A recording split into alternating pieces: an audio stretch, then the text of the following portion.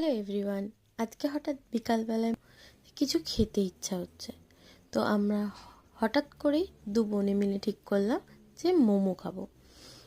শরীরটাও ভালো যাচ্ছে না, একটু গরম গরম স্যুপ খেলে ভালো লাগবে, তো সেই কারণে মোমো অর্ডার দিলাম, কারণ মোমোর সাথে এখানে স্যুপ দেয়। তো জোম্যাটোতে অর্ডার দিলাম, 20 মিনিট পর দিয়ে গেল গরম গরম মোমো নিয়ে। সাথে সাথে দুই বোনে বসে পড়লাম।